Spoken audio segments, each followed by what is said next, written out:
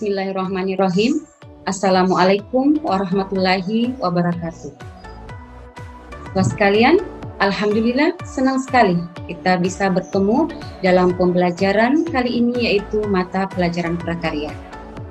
Sebelumnya kita berdoa terlebih dahulu, semoga ilmu yang kita dapatkan bisa bermanfaat atau bernilai ibadah di sisi Allah Subhanahu.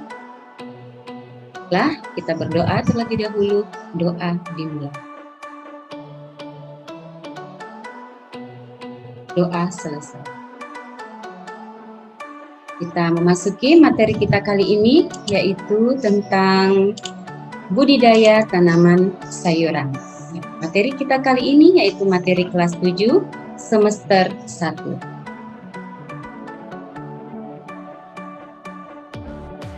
Apa kabar siswa sekalian? Sudah siapkah kalian belajar hari ini? Tentunya harus siap. Sebelum kita jauh membahas tentang budidaya tanaman sayuran, terlebih dulu Ibu akan menjelaskan tentang apa itu prakarya.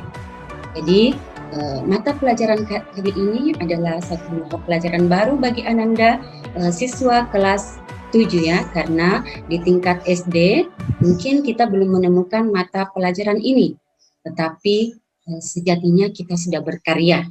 Nah, ini definisi tentang prakarya, di mana prakarya berasal dari istilah pra dan karya.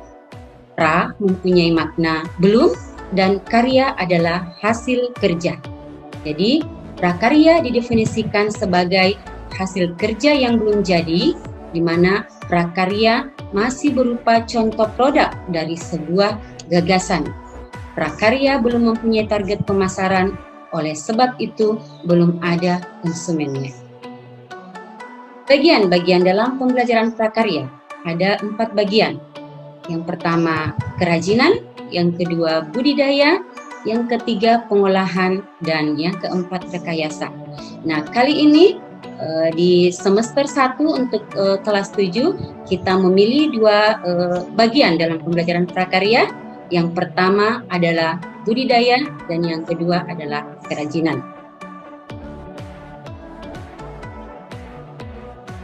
Khusus kali ini kita akan mempelajari tentang budidaya tanaman sayuran.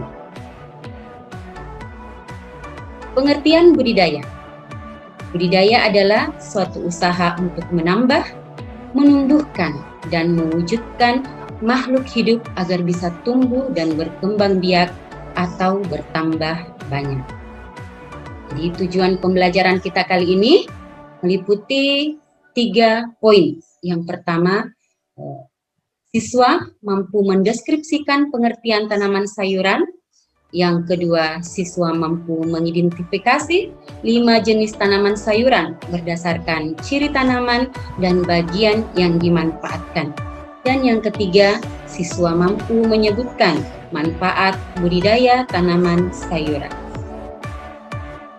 Yang pertama, pengertian sayuran. Sayuran merupakan tanaman hortikultur yang dibudidayakan secara intensif.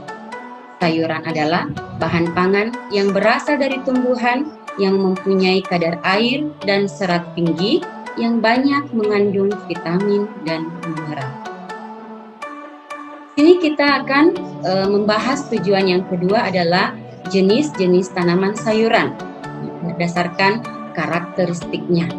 Nah, untuk yang pertama, tanaman sayuran jenis akar ya seperti wortel, yang mana bagian akarnya yang dijadikan sebagai bahan sayuran. Yang kedua, jenis tanaman sayuran batang. Contohnya di sini adalah asparagus, ya, bagian batangnya yang dijadikan sebagai bahan sayuran. Yang ketiga, jenis tanaman sayuran daun, yang mana pada bagian daunnya yang dijadikan sayuran. Contohnya adalah kangkung, bayam, sawi. Yang keempat, jenis tanaman sayuran bunga, di mana bagian bunganya yang dijadikan sebagai bahan sayuran. Contohnya adalah kol atau brokoli. Ya, bisa. Kemudian Yang berikutnya adalah jenis tanaman sayuran buah, di mana bagian buahnya yang dijadikan sebagai sayuran. Contohnya lombok, tomat, bisa.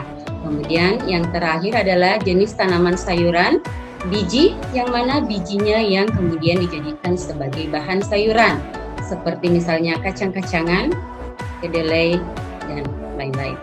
Ya.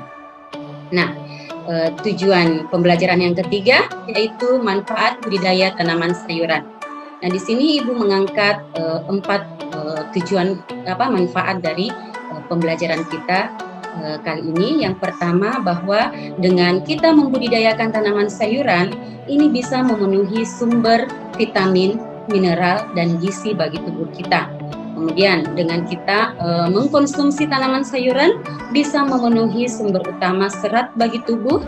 Kemudian budidaya tanaman sayuran dalam pemeliharaannya tidak membutuhkan waktu yang lama dan tidak membutuhkan lahan yang luas.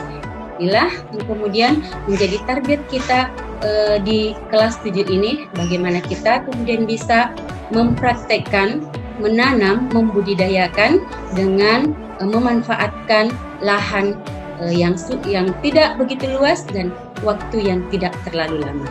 Ya, demikian pembelajaran kita kali ini. Semoga Ananda siswa sekalian bisa memahami. Assalamualaikum warahmatullahi wabarakatuh.